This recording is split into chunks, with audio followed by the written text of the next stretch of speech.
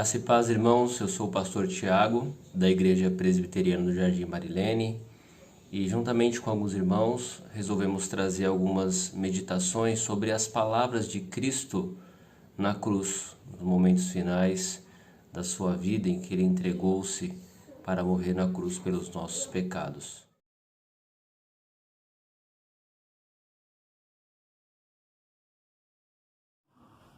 Olá, meus irmãos, graça e paz a todos. Já quero expressar aqui a minha grande saudade em poder cumprimentar e abraçar cada um de vocês. Mas eu tenho esperança e fé que logo, logo tudo isso irá passar. Aí sim, nós poderemos nos reunir na casa do Senhor, em culto ao nosso Deus. Podemos assim nos abraçarmos e nos confraternizarmos calorosamente. O pastor me pastorou a incumbência de lhes trazer uma mensagem, agora nesses dias de Páscoa, sobre os 7 brados de Cristo na cruz. E o texto que tenho para tratar com os irmãos é Lucas 23, versículo 34. Eu vou ler o texto, vou ler o versículo 33 e vou ler o 34 também. Quando chegaram ao lugar chamado Calvário, ali o crucificaram, bem como aos malfeitores, um à direita, outro à esquerda. Contudo, Jesus dizia: Pai, perdoa-lhes, porque não sabem o que fazem. Então, repartindo as vestes dele, lançaram sortes. Encontramos nesse texto a benignidade do Senhor, sua bondade e como ele é misericordioso. Após ser açoitado, com a pele dilacerada, totalmente transformado pela dor, pela agonia, pelo sangue que corria pelo seu corpo, mesmo assim, ele clama ao Pai para não imputar aos seus algoz a culpa do que estava acontecendo. Havia um plano a ser cumprido. Havia algo a ser feito. Um plano arquitetado antes mesmo da fundação do mundo. Um plano arquitetado na eternidade. O plano da salvação. Jesus Cristo estava ali presente. A Trindade Santa reunida para planejar o que aconteceria. O Senhor Jesus voluntariamente se ofereceu para esse sacrifício.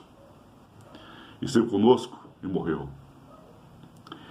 Esses brados na cruz não são brados de um homem qualquer que ali em meio a dores, a sofrimento, grita palavras de dor e de agonia, palavras sem sentido, maldizendo ou amaldiçoando as pessoas.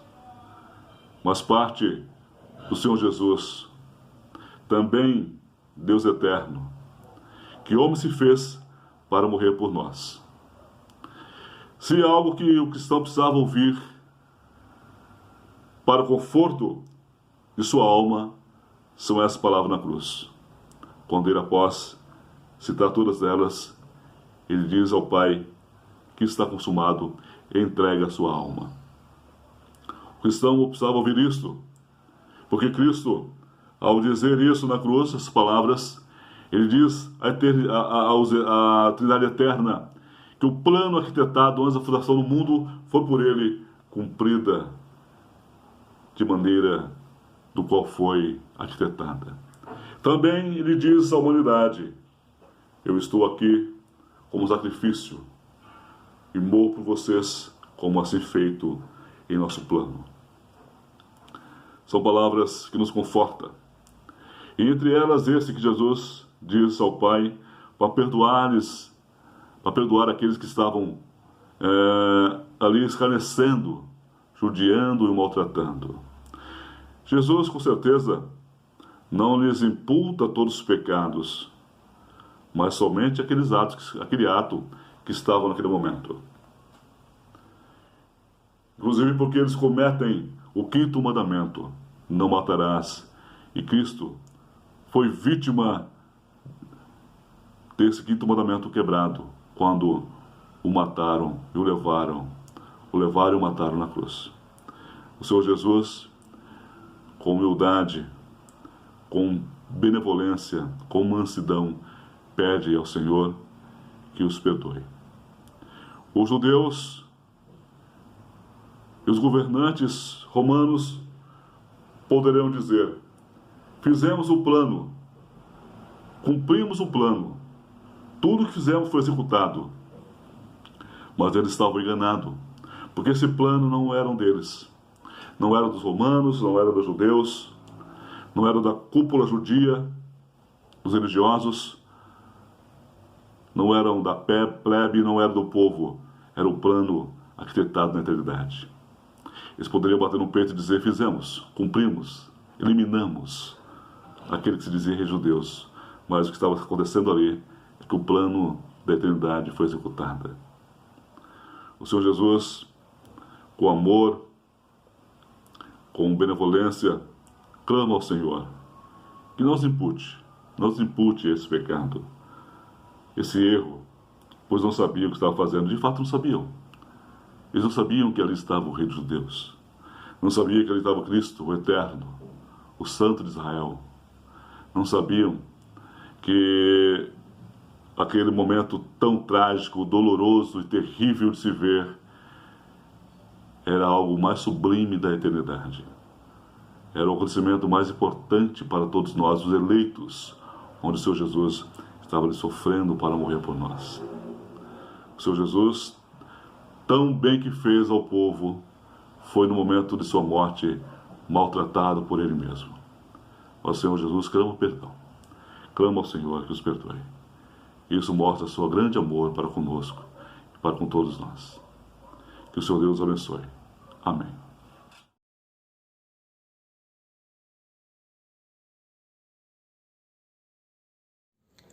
Meus irmãos, a segunda palavra de Cristo na cruz, ela está registrada no Evangelho de Lucas, capítulo 23, versículo 43, que diz assim: Jesus lhes respondeu: em verdade te digo que hoje estarás comigo no paraíso.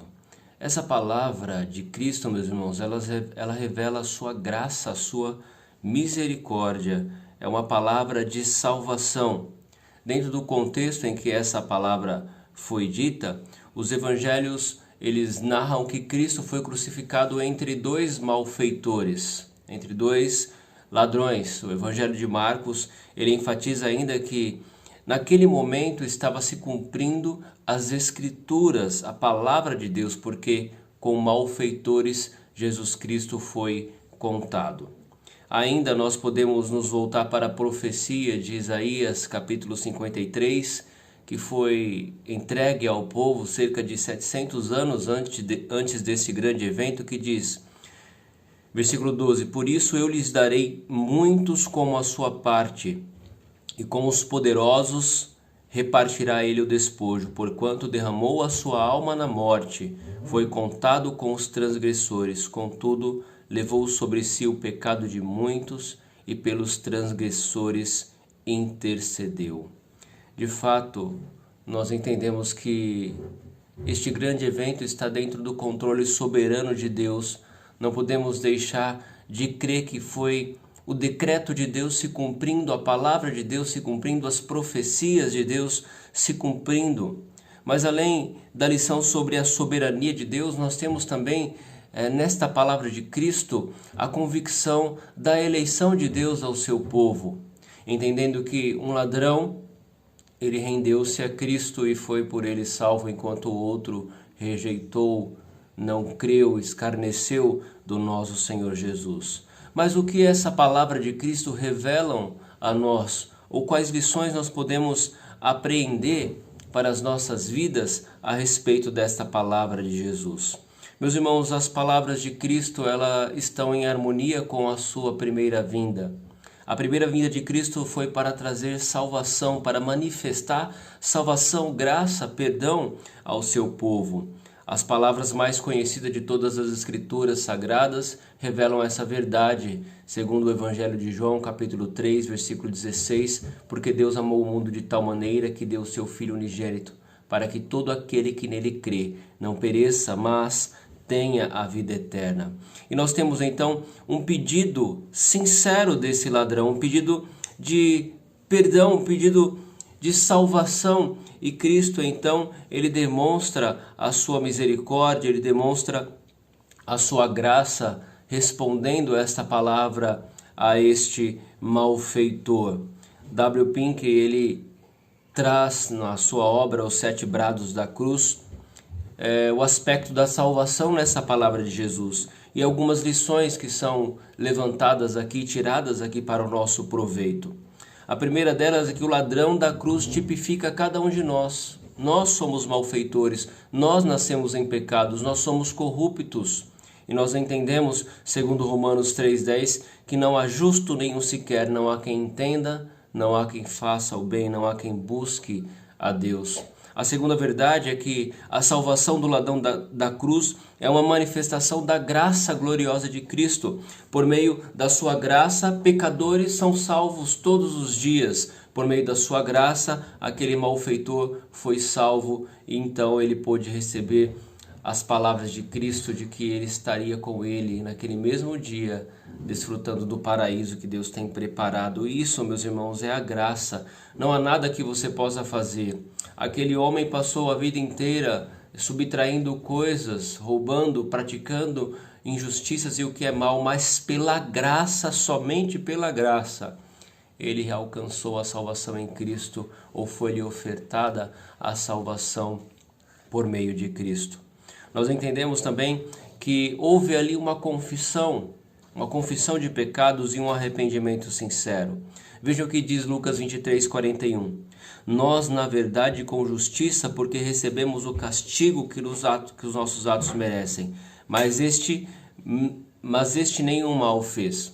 Nós vemos então que os ladrões eles começam a interagir com Jesus e um escarnecia de Cristo, zombando de Cristo, como os soldados o fizeram. Mas este que alcançou ou que a graça lhe foi ofertada, ele reconhece que de fato eles estavam ali porque mereciam, porque eram malfeitores.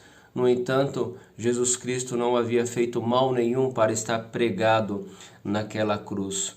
Ele reconhece então a santidade, a impecabilidade de Jesus, dizendo: este nenhum mal fez. E então faz o pedido de salvação, de perdão a Cristo, dizendo: Senhor, lembra-te de mim quando estiveres no teu reino, quando vieres no teu reino.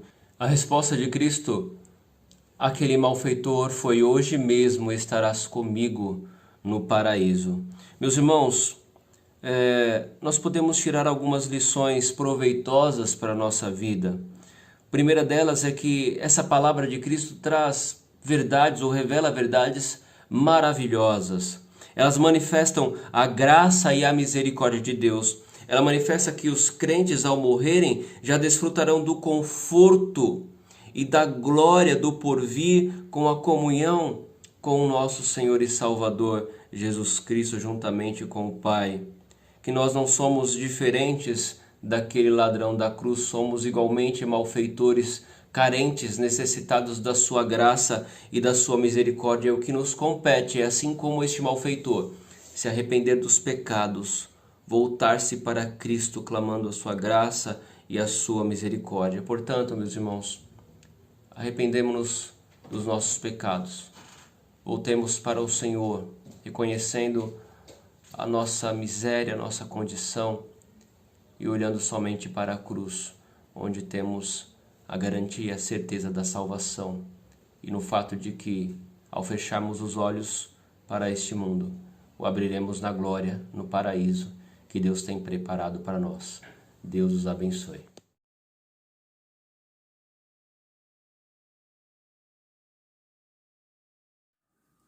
Graça e paz, irmãos. É com grande alegria no nosso coração que nós vamos meditar em 2 versículos da palavra do Senhor, que se encontra em João, capítulo 19, versículo 25 e 26, que nos diz assim: E junto à cruz estava a mãe de Jesus e a irmã dela, e Maria, mulher de Cleópas, e Maria Madalena. Vendo Jesus sua mãe e junto a ela o discípulo amado, disse: Mulher, eis aí teu filho. Oramos. Senhor Deus, nosso Pai, Criador do céu e da terra, em nome do teu Filho amado Jesus Cristo, nós nos curvamos diante da tua majestade, diante da tua soberania. Queremos te agradecer pelo teu Filho ter morrido naquela cruz, ter derramado o teu precioso sangue em nosso lugar, para que nos dê essa vida eterna. Obrigado, Senhor Deus, pela tua graça, pela tua misericórdia. Te pedimos pelo nosso país, Senhor Deus, que vive os dias difíceis, Senhor Deus, esse isolamento, Senhor Deus, social, a tua igreja, Senhor Deus, os irmãos estão se reunindo nas casas, não estão podendo ir na tua casa, mas que o Senhor possa abençoar a tua igreja aqui nesse país, que ela possa continuar perseverante, sempre glorificando o teu santo nome, Senhor. Tenha misericórdia do nosso povo, sara a nossa terra, Senhor Deus. Tenha misericórdia do mundo que passa por um momento difícil de angústia e de sofrimento. Que só o Senhor possa, Senhor Deus, trazer alívio à humanidade. Aqueles que conhecem o Senhor, possa buscar o Senhor. Em nome de Jesus. Amém. Irmãos, esses 2 versículos, nesses dias difíceis que estamos passando aqui no nosso país, desse isolamento social, não temos mais essa alegria de poder estar com os irmãos, de poder ali abraçar, de poder estar ali juntos, sentado aos bancos, ouvindo o Senhor falar conosco. Mas esses 2 versículos mostram, irmãos, um amor muito grande. Essas 4 mulheres mostram uma fé inabalável. Elas mostram muita perseverança. Mesmo, Senhor, aquelas mulheres que caminharam, serviram o Senhor Jesus, elas estavam ali naquele momento tão de dor, de sofrimento, ali ao pé da cruz, vendo todo aquele sofrimento, Jesus sendo pregado, vendo aquelas pessoas escarnecendo do Mestre. Ela estava ali olhando para o Senhor Jesus, em nenhum momento abandonou. Então, irmãos, nesse momento de dor, de dificuldade que o país está atravessando, esse isolamento, mas nós devemos lembrar de um texto como esse, lembrar de Jesus, que ele subiu, está à direita de Deus Pai intercedendo por nós.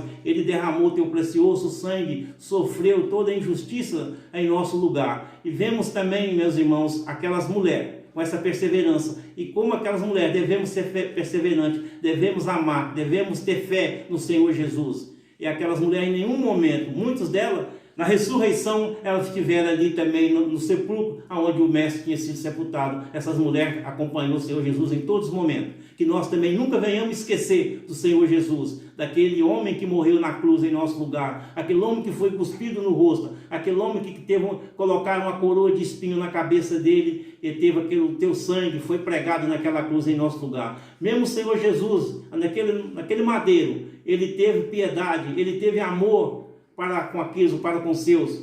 E ele, como filho, ele teve preocupação com a sua mãe. João, quando os apóstolos todos abandonaram, ele estava ali ao lado da mãe de Jesus, estava ali ao lado de Maria. O versículo 26 diz assim: vendo Jesus sua mãe e junto a ela o discípulo amado, disse: mulher, eis aí teu filho. Vemos aí, irmãos, Jesus naquele momento de angústia, de dor, muito sofrimento, ali pregado naquela cruz. Ele tem a preocupação com a sua mãe, com Maria, mesmo com toda a dor, com todo o sofrimento. Ele ali olha pela sua mãe e fala para ela: eis aí, mulher, o teu filho. Essa palavra para nós soa como uma palavra muito grossa, mas na língua hebraica, não é aramaico, não é grosseiro, é uma palavra carinhosa. Então nós devemos entender que Jesus, com carinho, chama Maria de mulher, mas em nenhum momento ele está desrespeitando, mas sim amando. Que nós venhamos, meus irmãos, olhar para o nosso Senhor Jesus, venhamos ser perseverantes na nossa fé. Não importa o sofrimento que passamos aqui nessa vida, como estamos passando agora com esse isolamento social, com esse vírus que estão atacando a humanidade, mas como aquela mulher, olhando sempre o autor da nossa salvação, que é Jesus Cristo. Obrigado, Senhor Jesus, pela tua graça, pela tua misericórdia, pelo teu cuidado com as nossas vidas. Continua cuidando da tua igreja. É em nome de Jesus que oramos, agradecidos, já contando com a tua mediação. Amém.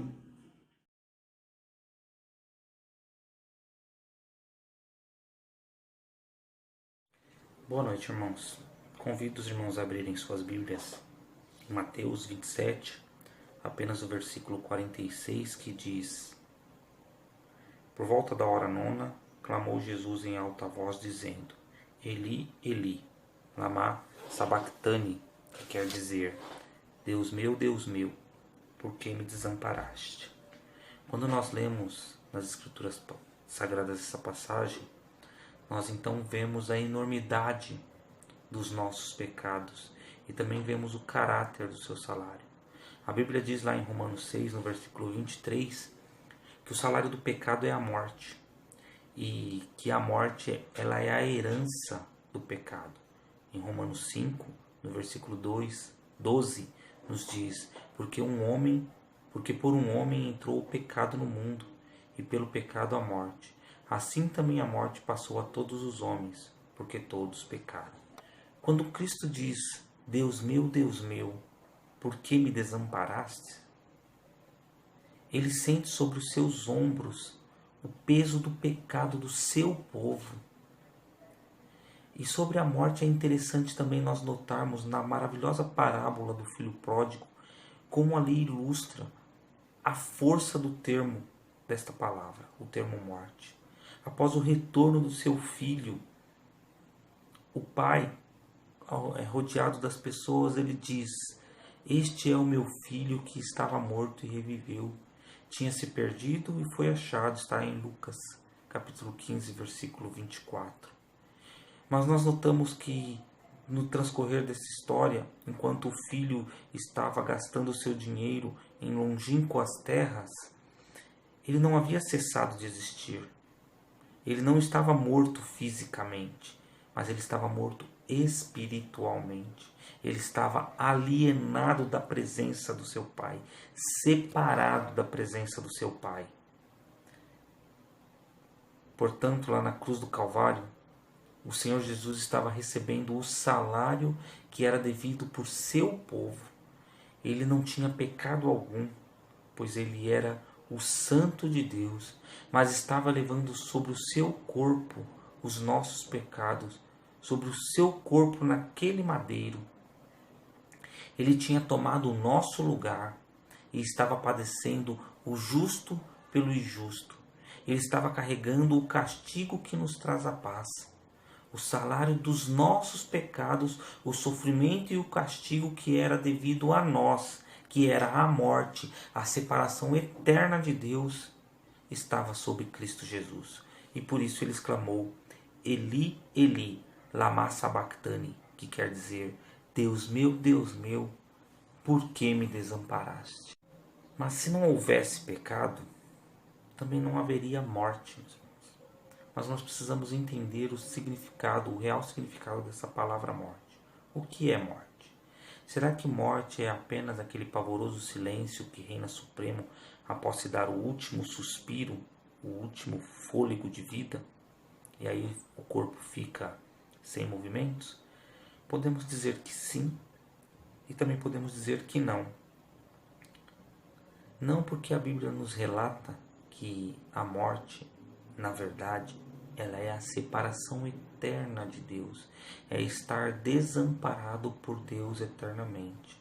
Portanto, o salário do pecado é a morte espiritual. O pecado ele nos separa de Deus. O pecado ele nos exclui da presença de Deus. O desamparo que nós deveríamos ter por conta dos nossos pecados, já não temos mais. E esta é a base da nossa salvação, pois os nossos pecados foram levados na cruz do Calvário por Cristo Jesus. As reivindicações divinas contra nós, pois Deus é um Deus santo e não tolera o pecado, foram plenamente satisfeitas em Cristo Jesus. Cristo sofreu o desamparo por algum tempo, por alguns instantes, para que nós pudéssemos desfrutar da presença eterna de nosso Senhor. Na cruz o Senhor morreu, o justo pelos injustos, como eu tinha dito. Na cruz todas as nossas iniquidades foram postas sobre Cristo Jesus e, portanto, o julgamento divino recaiu sobre ele. Na cruz, Cristo estava fazendo a propiciação, estava aplacando a ira de Deus que era sobre nós. O Redentor, Cristo Jesus, sentiu então o distanciamento de Deus por causa dos nossos pecados. Cristo sofreu a ira de Deus derramada sobre ele e também o afastamento da sua presença. As reivindicações, meus irmãos, divinas que era contra nós foram plenamente satisfeitas em Cristo Jesus. Cristo sofreu o desamparo por algumas horas, por alguns instantes, para que nós pudéssemos desfrutar da presença eterna de Deus. Deus meu, por que me desamparaste? Que Deus possa nos abençoar, que Deus possa nos fortalecer nesse momento de dificuldades, entendendo a promessa de Deus para as nossas vidas, de estarmos na presença dele eternamente. Nós fomos comprados pelo precioso sangue de Cristo Jesus. E este é o motivo real e verdadeiro da nossa alegria. Que Deus possa abençoar cada um dos irmãos nos seus lares e que em breve nós possamos juntos cultuar a Deus, louvar e exaltar o nome do nosso Deus, até que Ele venha e que possamos juntos glorificá-lo por toda a eternidade. Que Deus nos abençoe, em nome de Jesus. Amém.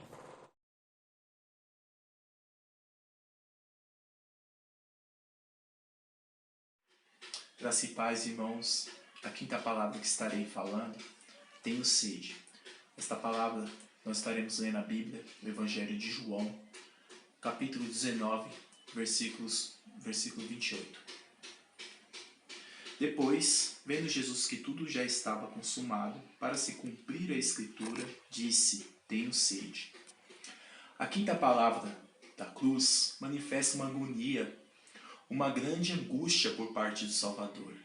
Diante de um cenário terrível, seu corpo exausto, pendurado na cruz, ele disse, tenho sede.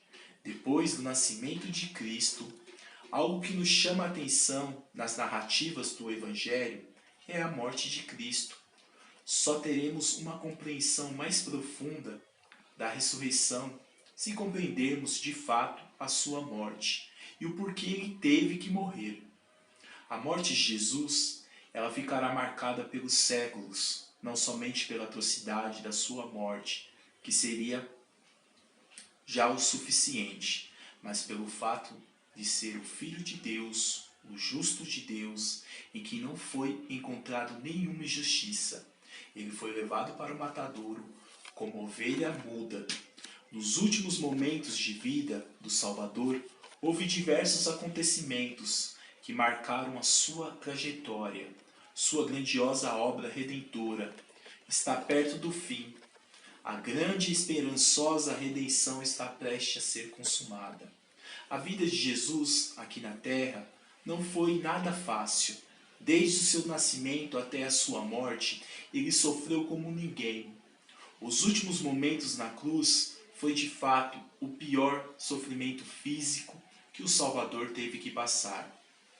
Foi na cruz que ele sentiu o abandono do Pai por causa dos nossos pecados. Foi na cruz que ele sentiu o peso das nossas transgressões e a ira justa de Deus. O fato que nos chama a atenção nessa expressão, tenho sede, é tão somente porque foi uma profecia e nesse exato momento está se cumprindo. O Salmo nos diz, os Salmos 69, 21, nos diz, por alimento me deram fel e na minha sede me deram de beber vinagre. Todas as profecias a Jesus se cumpriram, as profecias messiânicas e a realização de uma grandiosa obra que seria realizada pelo Messias foram cumpridas no tempo determinado por Deus. As profecias e o povo de Israel aguardavam ansiosamente pela vida do Messias, o ungido do Senhor, e num determinado tempo ele se encarnou, nascendo de uma virgem.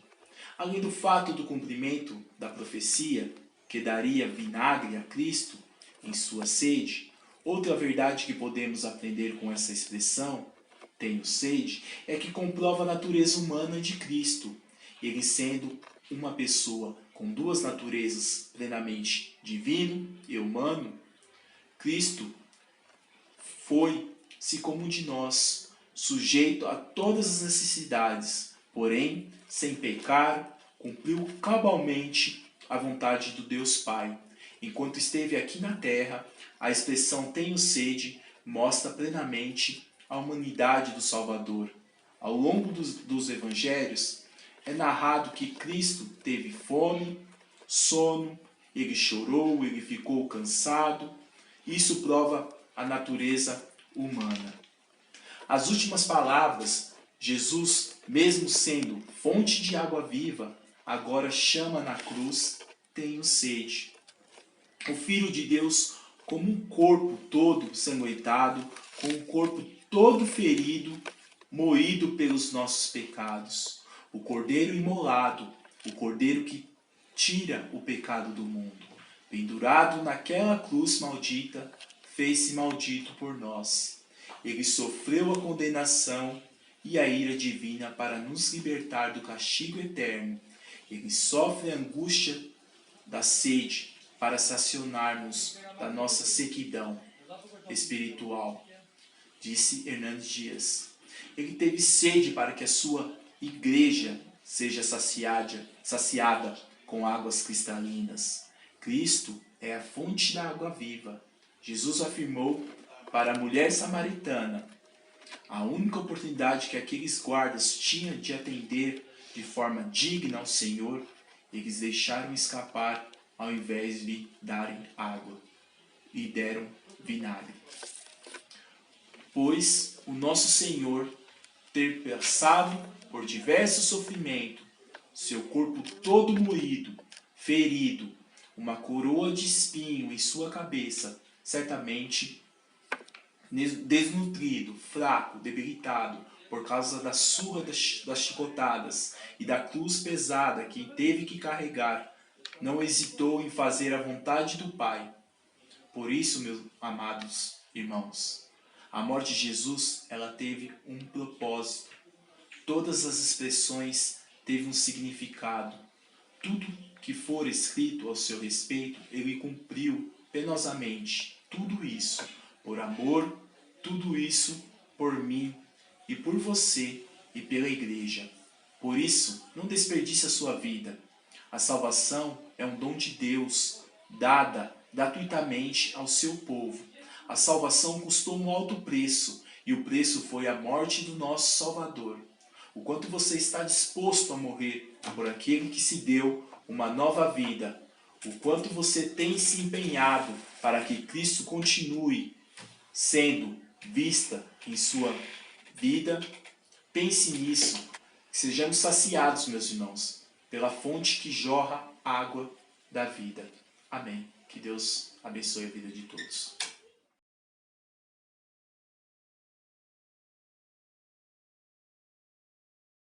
Olá, queridos, graça e paz. É um prazer enorme e muita honra ter sido chamado pela igreja para estar fazendo isso que é algo tão maravilhoso. Trazer para a amada igreja um dos brados, dos 7 brados que o Senhor Jesus exclamou antes de ser crucificado. E eu fui chamado para fazer o 6º brado. E o 6º brado, ele se encontra no livro de João. João, capítulo 19, no verso... Vamos ler o verso 29 e o verso 30. que nos diz assim: estava ali um vaso cheio de vinagre. Embeberam de vinagre uma esponja e, fixando-a num caniço de sopo, lhe chegaram à boca. Quando, pois, Jesus tomou o vinagre, disse: está consumado. Inclinando a cabeça, rendeu o espírito. Veja que isso é maravilhoso. O que acontece nesse exato momento é tudo aquilo que foi predito pelos profetas.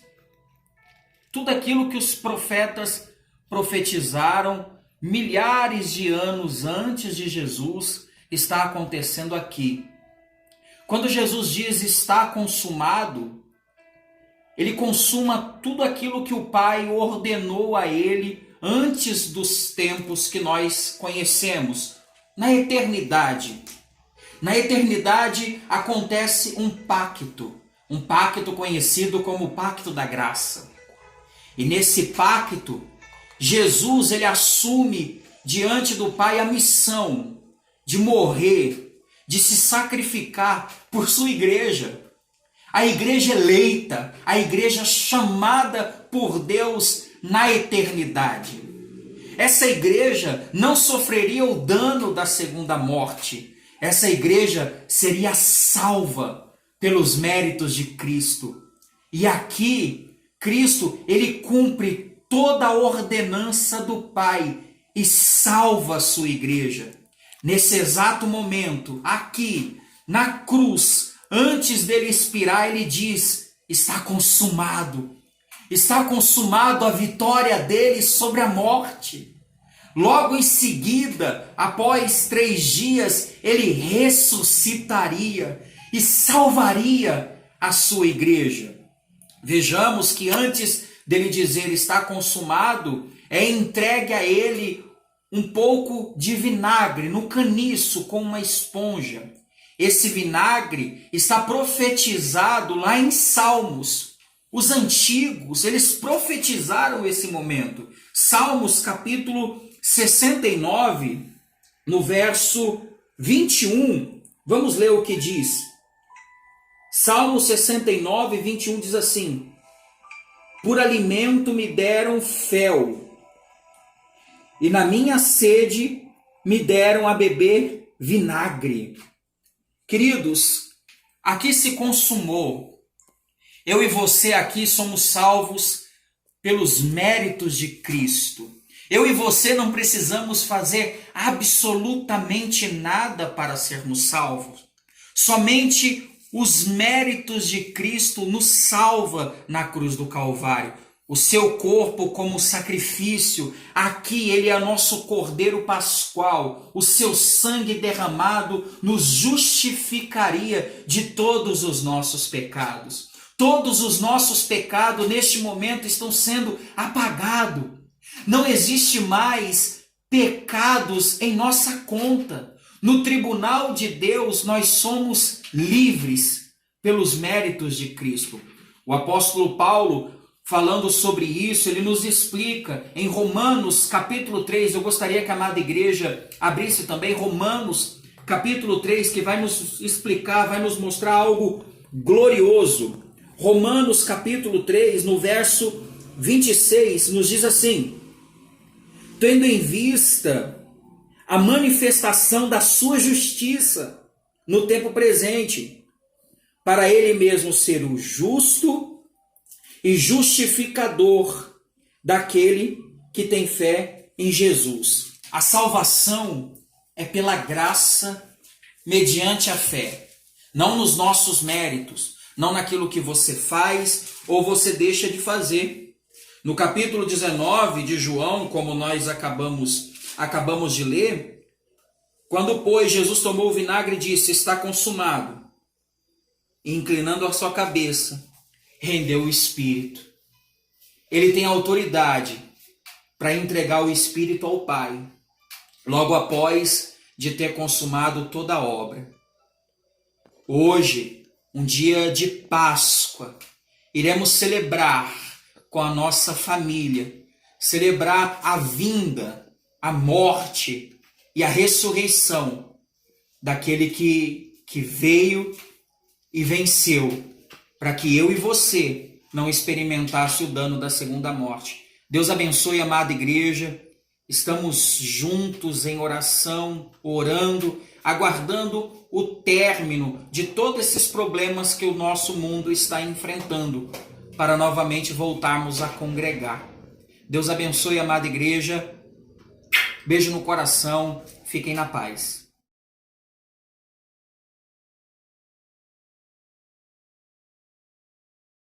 A paz, igreja. Para encerrar essa série de breves estudos a respeito dos brados na cruz, vamos para o último brado, que é o brado de contentamento, que está lá em Lucas 23, 46. Lá está escrito assim: Jesus disse, ele exclama: Pai, em tuas mãos eu entrego o meu espírito. E dizendo isto, expirou. Quando ele diz essa frase, nós conseguimos identificar algumas coisas interessantes. Só que antes de tratarmos a respeito disso, é interessante entender o capítulo inteiro. Quando nós lemos todo o capítulo, nós vemos que densas trevas cobrem os céus nas últimas horas da sua crucificação. Nós também enxergamos que ele está diante de escarnecedores, tanto a população como os soldados, como os mestres da lei, e até mesmo um dos ladrões que estava na cruz zomba dele, escarnece ele, quando diz: se é filho de Deus, por que não desce daí? Se teve o poder de salvar outros, por que não salva a si mesmo? E em meio a toda essa angústia que Cristo estava passando, no meio de tantos escarnecedores, nós vemos que Cristo está por todos os lados sendo moído, tanto na sua alma como no seu corpo. E em meio a toda essa dificuldade, nós vemos que Cristo, ele cumpre cabalmente tudo o que dizia a seu respeito. Nós, só neste momento de aflição, de sofrimento, nesse breve momento que é relatado, nós vemos o cumprimento de Isaías 53, de Salmos 22, de Salmos 31, de Salmos 69. Nós vemos o cumprimento de várias passagens. E ao longo de toda a vida do nosso Senhor, desde o seu nascimento até este momento cruel, nós vemos ele cumprindo com tudo que estava dizendo a seu respeito nas Escrituras. E quando ele exclama: Pai, em tuas mãos eu entrego o meu espírito, eu entrego o espírito, nós vemos uma relação desse último brado com o primeiro brado, quando ele fala: Pai, perdoa-os, porque eles não sabem o que fazem. Nós vemos que há uma relação de Jesus Cristo com o Deus Pai. Essa comunhão não havia sido quebrada, não havia sido rompida com a sua morte na cruz e se colocar no nosso lugar. Quando ele exclama: Deus meu, por que me desamparaste? Isso não significa que houve uma ruptura na relação. Isso fica evidente nesse último brado. Ele estava numa relação com Deus, numa comunhão com Deus, ele mantinha comunhão com o Pai. E nós vemos aqui o Filho cumprindo com tudo aquilo que o Pai tinha proposto para ele cumprir. Então ele estava fazendo aquilo de acordo com a sua vontade, e vemos o Pai vendo todas essas coisas acontecer, controlando todas essas coisas, porque era do seu propósito que isso acontecesse. Era do seu propósito que o seu Filho morresse na cruz. E isso nos leva ao primeiro ponto. O primeiro ponto é de que Cristo, ele manteve comunhão com o Pai, que é o que nós falamos. E o segundo ponto é: Cristo, ele tem o poder de entregar a sua vida. Cristo, neste momento, quando ele fala Pai, confiando o seu Espírito ao Pai, logo em seguida ele fala: em tuas mãos eu entrego o Espírito. Ele entrega o Espírito. Ou seja, este momento horrível que Cristo está passando não é simplesmente porque ele foi vítima de um império corrupto, porque ele foi vítima de autoridades corruptas e invejosas. Não é nesse sentido. Ele estava ali deliberadamente. Ele foi como uma ovelha muda que caminhou pela sua própria vontade ao matadouro.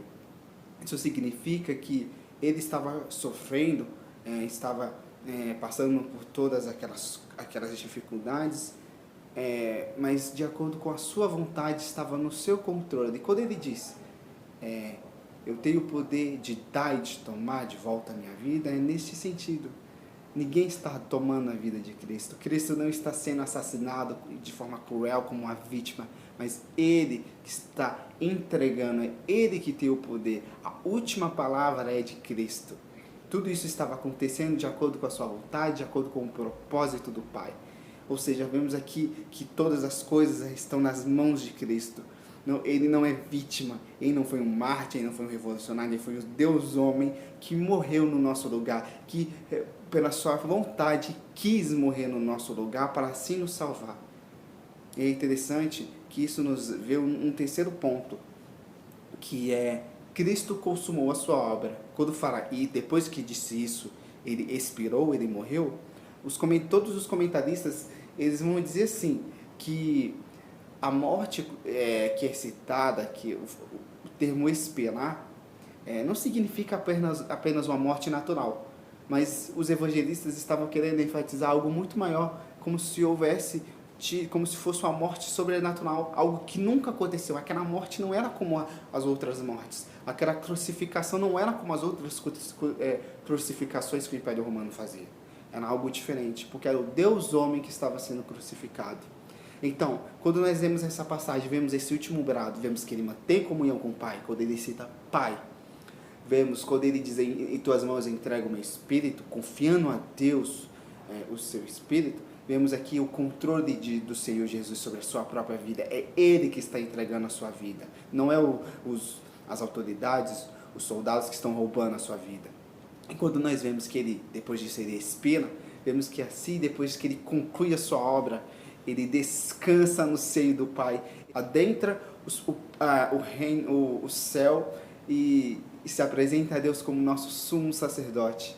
E nós conseguimos entender a respeito dessa passagem, a respeito desse brado, algumas coisas para a nossa própria vida, algumas aplicações práticas, que vendo que Cristo venceu, vendo que Ele tem o controle, de que foi da vontade do Pai, do propósito do Pai, e que agora Ele vive, e que agora o túmulo está vazio, isso deve nos encher de alegria. Devemos entender que a Páscoa não é apenas um momento de comermos chocolate e de estarmos em casa em tempo ocioso, mas pelo contrário, é um momento de refletirmos sobre o que Cristo fez por nós na cruz.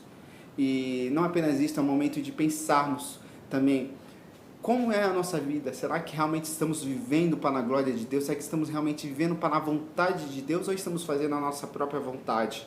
Em meio a essa pandemia, em meio à crise econômica, em meio às crises políticas, o que nos afeta? Nós somos afligidos por essas dificuldades ou nós colocamos a nossa confiança e o nosso desejo em Deus?